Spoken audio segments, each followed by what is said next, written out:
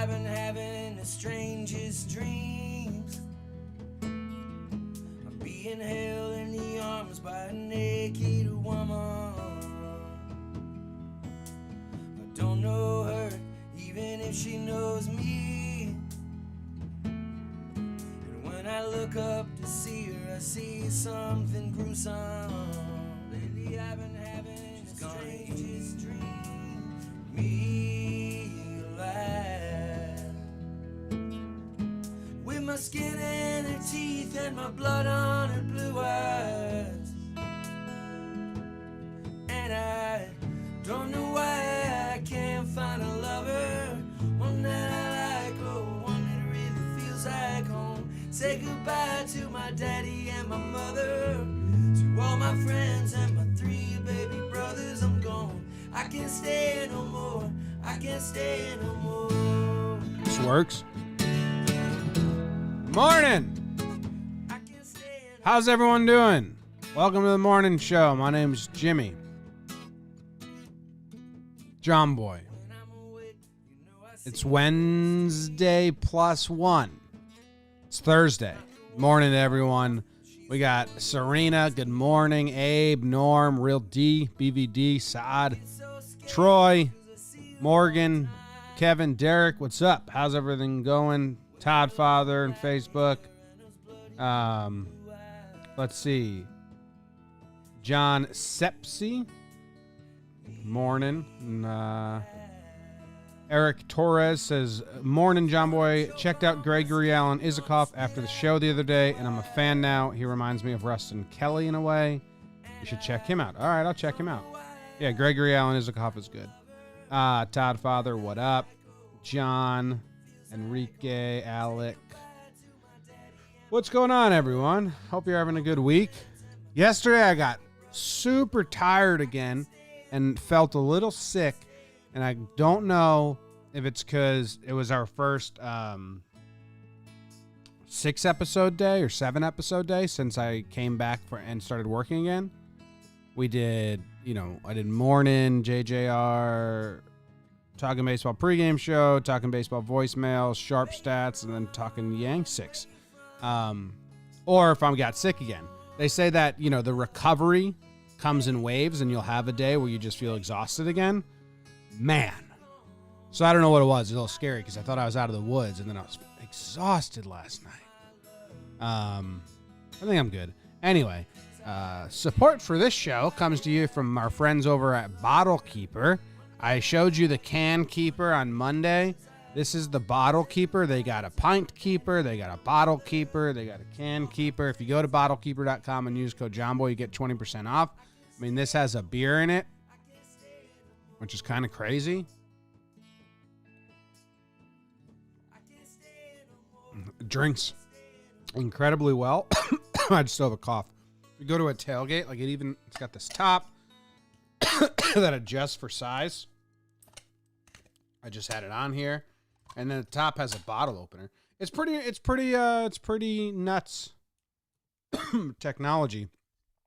The can one, I had the can one yesterday. The can one feels like just so manly in your hand. Just a little can keeper. The bottle keeper's cool. It's a bunch of different designs. I'll show you. I'll give you the visual demonstration real quick before we move on. It looks like a thermos. It's really held together nicely, but you screw the bottom off down here, and it's all insulated. It's all insulated nicely to keep it cold. That comes off. You can see the beer bottle. I had my fiance's sister buy some beers for us yesterday so I could do this. It's a Blue Moon. But it's in there tight. It's in there nice and tight and firm, so I don't want to take it out while I'm still drinking it. You saw that? So yeah, if you're going on to the beach, a hike, you want a beer, you want something in a bottle, tailgate seems perfect for this in the sun. Going to a concert? You could probably sneak shit in. I don't know if that's supposed to be part of the ad or not. But they got Bottle Keeper, Pint Keeper. They got all that stuff. If you go to Bottle Keeper, use code Jumbo, you get 20% off your order. They're helping us out. We're helping them out. It's a whole family affair. They're pretty cool. Like I said, the Can Keeper yesterday, just badass. You guys remember that spring? How much I like that spring? So, boom.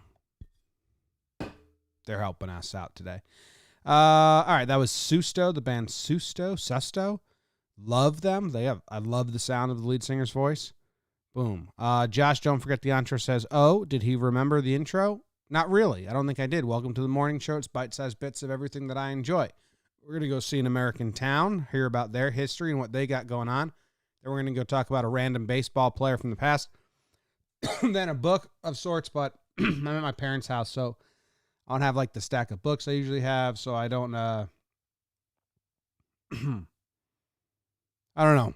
I don't know what book we're going to do. Like the only thing I'm seeing over there's the Notebook.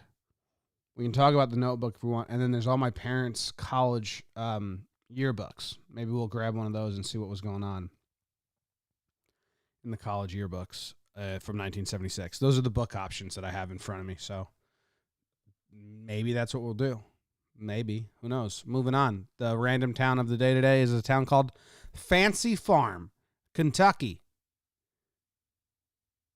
Fancy Farm, Kentucky. We had Horse Heaven yesterday. Now we got Fancy Farm. Do you think anyone has ever moved from Fancy Farm, Kentucky to Horse Heaven, Oregon? Do you think anybody has done that move? No, because no one lives in Horse Heaven, Oregon. And we know that because we visited there yesterday. So, but we also know from yesterday that there's a Horse Heaven, Washington. So do you think anyone's ever moved from Kentucky to Washington, Fancy Farm, to Horse Heaven, Washington? I don't know.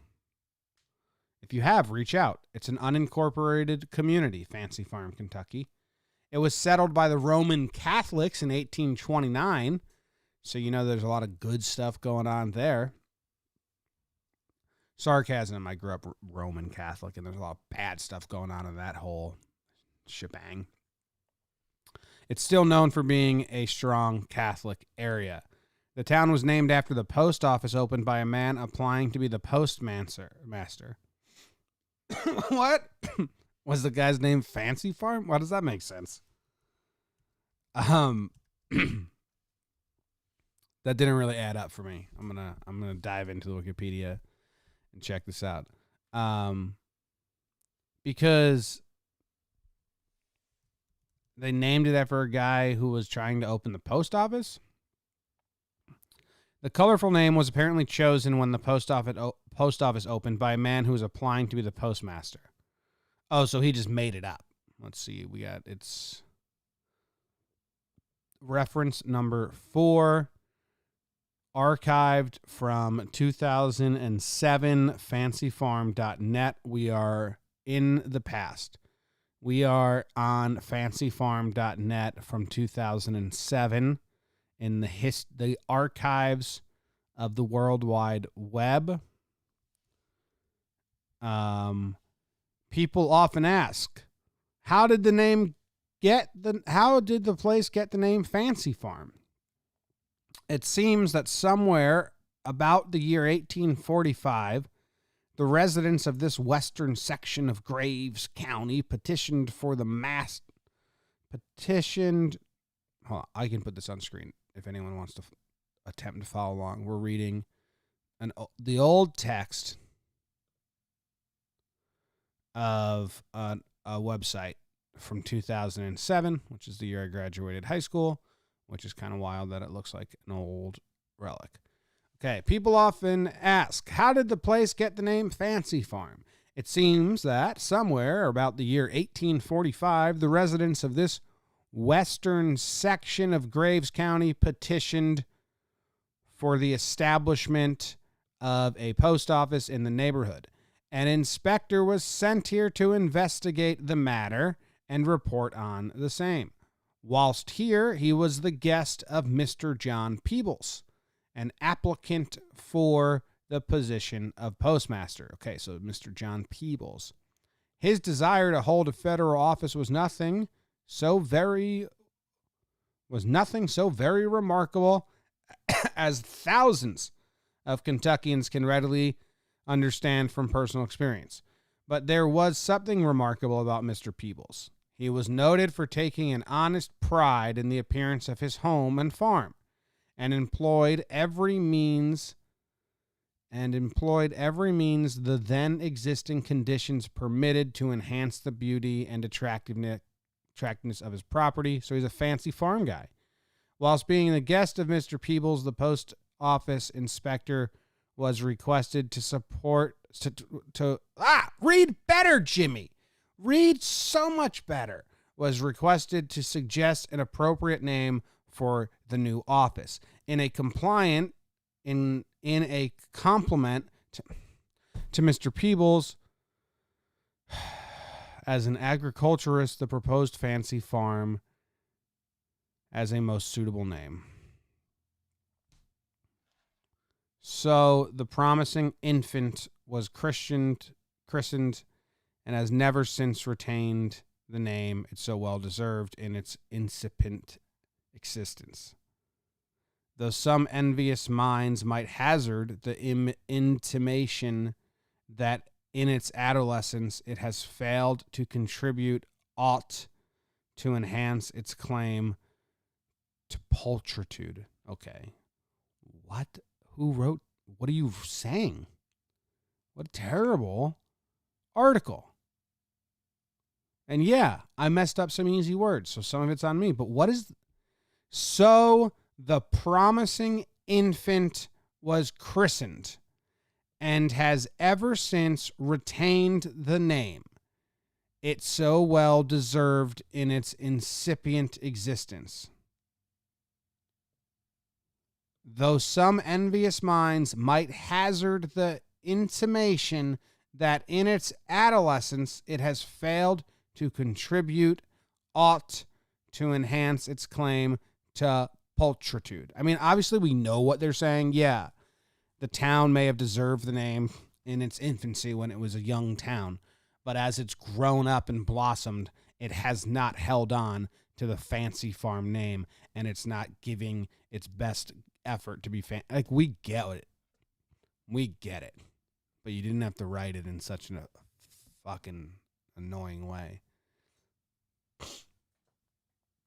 Well, this is the 2007 version of this article. Because hopefully they rewrote it. Or 2010. Well, anyway, here's Fancy Farm. It's in Kentucky. It's in the part of Kentucky, like southwest, that's really close to Missouri, Illinois, and Indiana. And Tennessee and Arkansas. If you live in Fancy Farm, okay, here's Fancy Farm, St. Jerome's Catholic Church, and they are famous for the biggest single-day picnic in the history of picnics, so we'll get to that. But I'm kind of, there's like 5 roads in town. Okay, we've got stuff. We've got a high heel over here. You guys see this? Looks like they etched. Can we spin maps? Well, everyone tilt your head because it's the opposite of Italy. It's kicking the opposite way. It looks like a high heel in this person's farm. I don't know what that's all about. That's forest, though. It looks like for whatever reason, they didn't cut all the trees. Because all these trees go into this shape. We got any Kentucky farmers? Why is this stiletto of forest in the middle of this groomed farmland? Someone let me know. We got a stiletto forest in the middle of a groomed land. Okay, Fancy Farm. Where you at? Where you been? Where you been? It's Susto song. We got Fancy Farm ball fields. Not that fancy. Right next to the cemetery. So the dead are watching. The dead are always watching. And then there's some nice nice houses right along, you know. You get to sit here, swim in the pool, watch some baseball.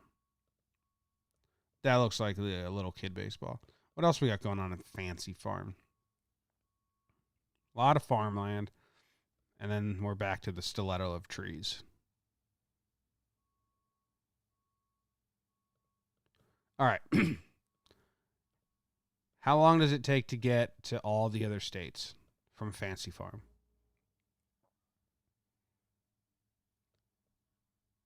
So let's go Fancy Farm to... How do you just drop directions?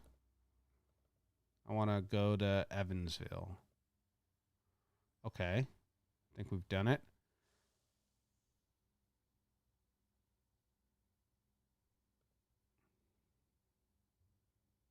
How long would that take? Choose. What? What's happening? What did I do? Where's Fancy Farm?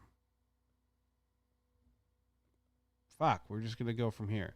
All right, it's 50 minutes from the Fancy Farm area from Kentucky into Indiana. I mean, it's got to be, if you want to go to Illinois, it's another hour that way. If you want to go to Tennessee, we're looking at an hour 45. If you want to go to Missouri,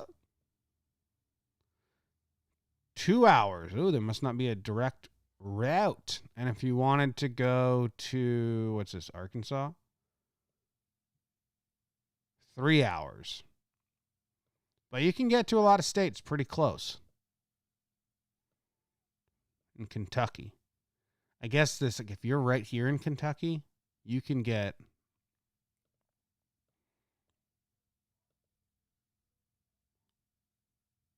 Where's the place in the country where you can get to the most amount of states within an hour?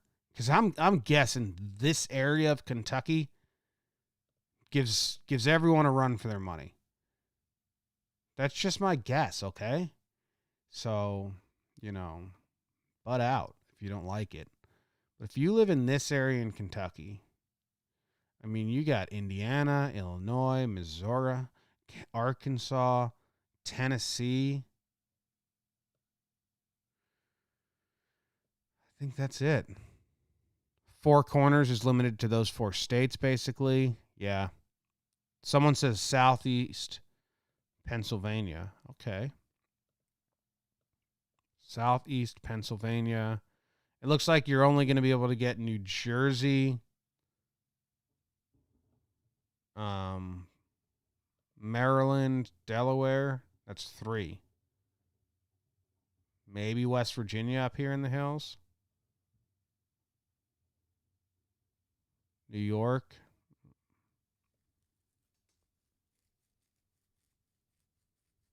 Jason says that I have the cursor right where he's at. How about that? All right, so this Fancy Farm Kentucky place. Well, here's some drone footage. We'll speed through this.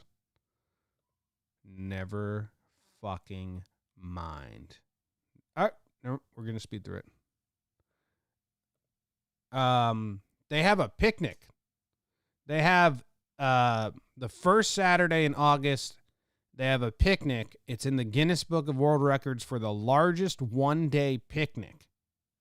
It's the Super Bowl of Kentucky picnics. There's political people come to speak. They make 19,000 pounds of barbecue, but they didn't have any political speeches this year. And then, okay, here's a video on the picnic. Let's see what they got to say about their picnic. Organizes the political speaking event that draws thousands each year. People would say in the digital era that we're in, Mark, where people can get their information anywhere, anytime, and from any source, why is Fancy Farm still relevant in 2016? Tradition. Relevant in 2016. Tradition. Any source. Why is Fancy Farm still relevant in 2016? Tradition. Tradition. Farm still relevant in 2016. Tradition. We have a very unique venue here. I mean, it's an anomaly for. I mean, this guy's got to get put on now. fast forward. When you most time you're going to see politicians, it's going to be on an ad on television or on the radio or on the social media. But this is still what we consider the old-time traditional stump speaking venue. The annual Fancy Farm picnic didn't start off playing host to politicians. When it began in 1880, the shindig appealed only to locals as a family reunion of sorts. A half-century later, politicians realized the voters they could court at such a large gathering. Former Kentucky governor and U.S. Senator, the late A.B. Happy Chandler, was among the first politicians to prop up on a flatbed truck in the 1930s. Mark Wilson recalls how another Democrat who shared some of the same political credentials roused the crowd with his stem-winder speeches. Wendell Ford, I mean, he was an icon down here. He was a good friend of our parish here at St. Jerome, and I can still picture Wendell up there with his finger, got his cigarette in there, just, oh, give him hell, Wendell's what we called him. And he loved to have crowd interaction, and he would stifle them real quick, too. Okay, if we're gonna hear this old man stifle a crowd, I'm in. Get him, Wendell. They called him, go get him, Wendell. A pilot with no plane, a preacher with no congregation, a doctor with no patients, and a candidate that doesn't have a vision or a plan for Kentucky. He was the icon. Everybody wanted to hear Senator Wendell Ford. Other notable attendees include former Vice President Alben Barkley, a Graves County native, presidential candidate and Alabama Governor George Wallace, and Tennessee Senator Al Gore. Stephen Elder, whose family roots run deep in Graves County, remembers Gore's visit like it was yesterday. Show us the picnic. I don't care about all this crap. Honest Gill. It's a great name. Abe kind of stole it. Yeah, I don't really care about all the political stuff. I wanted to just hear the history of the picnic. You got billions of pounds of beef. Oh, man, that's sweaty. Look how sweaty they are in this picture. I don't know if that's, I mean, that's just really sweaty. It went fast on us. Oh, man. Pinocchio nose on him. Damn. All right, let's listen to him say tradition one more time, because that was easily the most enjoyable part. Tradition. Playback speed. We're gonna try it. We're gonna slow him down even more. Tradition.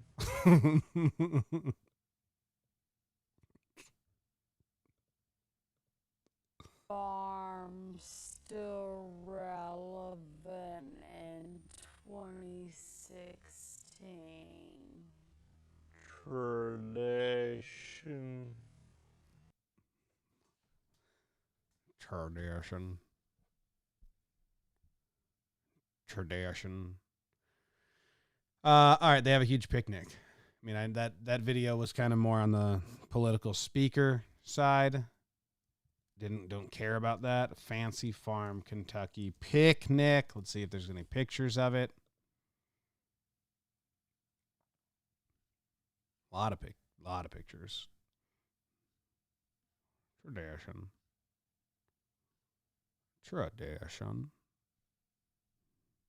Barbaric. I guess it's not hooked up. Barbaric. Let that word resound. Barbaric. Let that word resound. Tradition. I don't know what's next. What are we supposed to do next?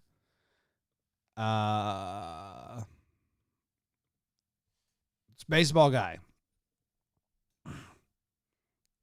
Detroit Daver's got a great spelling of it. Tradition.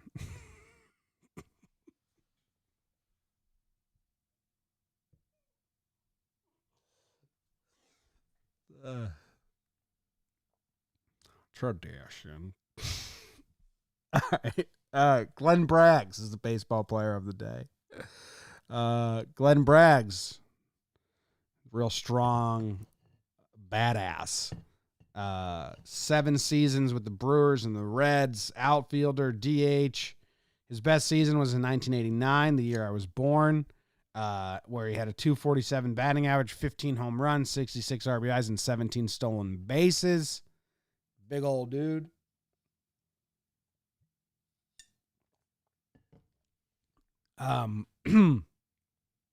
Known for being a big, strong guy.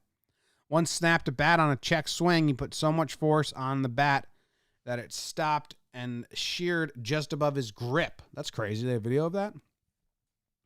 And then in the second inning of Game 4 of the 1990 World Series, he swung so hard at a pitch from A's Dave Stewart that the bat broke on his follow-through.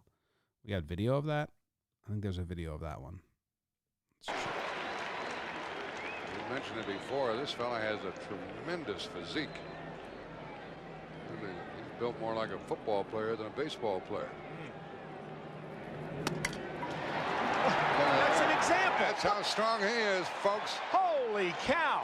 What is going on here? Have you ever seen that before? No. I never have. What is going on I have here? never seen that before. He swung and missed and broke the bat. We kiddingly talk about it. He's built more like Fort Bragg's. Now look at this. It hits his bat back and breaks in two. I mean, what is going on? That's what did it when he hit his back. What is, like, baseball bats are supposed to be like solid pieces of wood. It just hits his shoulder and shatters? Maybe Bo doesn't know. Oh my gosh. Well, I mean, I think we all got to call weak bat. It was a weakened bat. Because that is bizarre. It shouldn't just break over his shoulder like that. That bat broke like it was a bad toy. He swings and misses. We're going super slow-mo right now. Catcher catches it. Follow through hits his shoulder, like his left shoulder. He's a righty. And it just snaps. Doesn't make any sense. Doesn't make any sense. Here's another play by our guy here, Braggs. Game-saving catch, I guess. Takes his back near the wall, and he has it for the second out. How close was that? 2 outs. I told you the outfielders were deep to try to cut down on the extra base hit. 2 outs. That's... That ball would have been out had Braggs not been there. Even if he did rob it, I don't know if... Martinez again to right. It's kind of like when Aaron Judge robs home runs at Yankee Stadium when he's just standing there and reaches up. Go up Look at that physique. Let's see. That ball is a home run, I believe, had he not been there. You're right. It would have been. I don't think it's a home run. Crowd saw the replay. That's the noise they're making. I don't know. The Reds are But it wasn't like a max effort necessary catch. Like, it was a very good catch, but he kind of just ran to the spot and made the catch. Now we got a Paul O'Neill highlight underneath. for each. Obviously, I have to watch this. And Bonds cracks it high in the air to right, and Van Swyk will tag at second. There's the catch, and the runner moves on to third base, and he's out. Get him, Paulie! Just starts crawling home. Can't start crawling home if you're this runner. He's on his hands and knees after getting thrown out, and he starts crawling. Can't. You can't be crawling like that as an adult. Throw to third to nail Andy Van Slyke. And you know why Bonilla stopped at first. Everybody did the right thing. Andy Van Slyke can't be crawling. 1, 2, 3, 4. It's too many crawls. It's too many crawls on that footage. Just, you can't be crawling. Glenn Braggs. Born Glenn Eric Braggs. Went to the University of Hawaii in Honolulu, San Bernardino High School. Drafted by the Yankees in the 1980 draft, but he went to college instead, it looks like. No awards, never led the league in a category. Was a bench player majority of the time, it looks like. Let's see his postseason numbers because we know he was there. All right. So won the World Series with the Reds in 1990. Got one hit. Got 2 RBIs in the World Series. 2 RBIs in the World Series. And a walk in Game 4. Look at that. The Reds swept the A's in 1990 World Series. And Glenn Braggs started 2 of the 4 games. Rick Honeycutt was in this one. Cool. And he just broke bats all the time. He married Cindy Harone. She was a part of a female R&B group, En Vogue. And then he played in Japan for the Yokohama Bay Stars. That's everything you need to know about our dude Glenn Braggs. The toot-blown crawl. The toot-blown crawl shame. You can't be crawling. You can't be crawling, right? Can't be crawling. Everyone who gets put out on an outfield assist should have to crawl back to the dugout. New rule. It'd be more embarrassing. It'd be super embarrassing. You crawl? Come on. Can't be crawling. Anyway, that's all I got to say about that. I don't even have like a graphic up for the book because there's no book. I got no books. Let me see. We'll do a little. We'll do a little remote. I'll be right back. 2 seconds.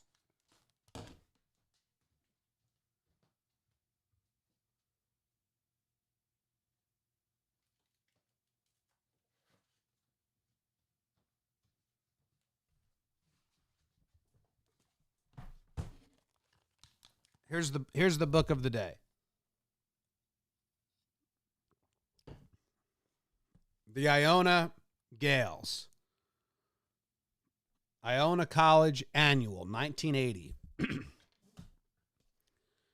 believe that's the year my parents graduated. They met at Iona. Well, let's page 22. Obviously, you guys want page 22. Iona stands for Idiots on North Ave.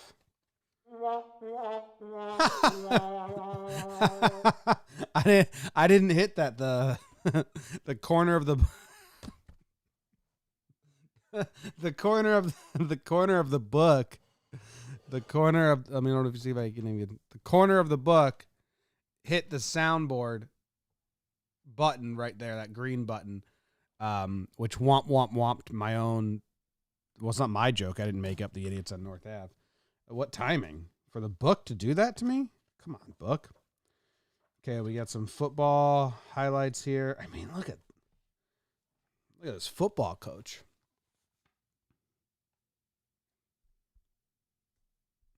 Which way do I have to go? This book's big. Look at that football coach outfit. Just 70s, huh? I mean, we're in 1980, but that's probably 1979. This guy's hurt. That's a bummer.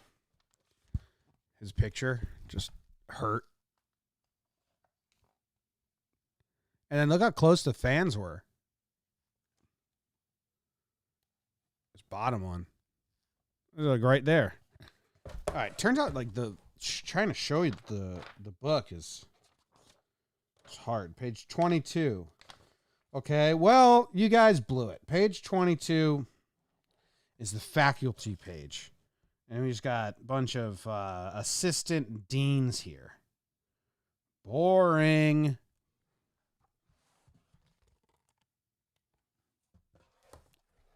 Boring. Okay, basketball. That might be fun. They were good at basketball. I think they went to the dance a couple times when my dad was there. And then a bunch of their players had kids who played there a couple years ago. I don't know. Jim Valvano. You guys know him? Huh? You know him? You know him? Because he is the head coach. 1980. You into that? Jim Valvano? Assistant manager, second row. Jim Valvano. Oh, there's my nephew. Oh, wait. They dropped him off at school. Okay, we got a water polo team.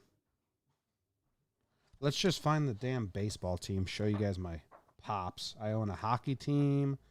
My mom dated one of the hockey players. His name was Jimmy. How about that? Oh, where is the baseball team? Can't seem to find them anywhere. It's the sport that my dad played. He was the captain of the baseball team. Now I want to show you the baseball team, 'cause that's the fucking sport that my dad played. Fucking hockey again? Rowing? Accounting club? There's my dad in his frat. Sigma Delta Phi. That's my dad. That's my dad. Right there. Now where is the fucking baseball team? Here it is. Bam. Baseball. My dad's in none of those pictures and none of those pictures. So they got a keg. Looks like they got a keg on the field. In case you wanted to have some beers while you played. And looks like my dad's in none of those pictures. He's got some sort of batting average record. And he's in none of those pictures. Because my sister went to a college in the same conference, and her boyfriend played baseball, and they handed out the conference record holders, and my dad still had it. So that's cool. That's cool. Remember when the book Womp Womp Womp Me? Tradition. All right. That's the show. Go watch Wake and Shake. Listen to Talking Nets today. Our dude Ryan Rucco for Yes Network went on Talking Nets with Keith and Hudson. So that's awesome. Talking Nets got a great guest. We got Wake and Jake coming up, John Moy and Jake Radio coming up, Talking Giants coming up, Talking Baseball coming up, everything coming up. So thanks very much for hanging out with us. Thank you to Bottle Keeper for supporting the show here and everything we're doing and making me drink a morning beer. And thanks to that dude for saying tradition in just the most Kentucky slow accent I've ever heard. Tradition. Tradition. Tradition. All right. Susto, Dream Girl. See you guys later.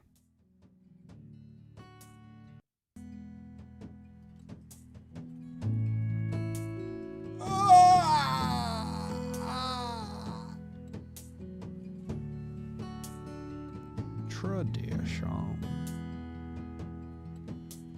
Lately I've been having the strangest dreams. I'm being held in the arms by a naked woman. I don't know her, even if she knows me. And when I look up to see her, I see something gruesome.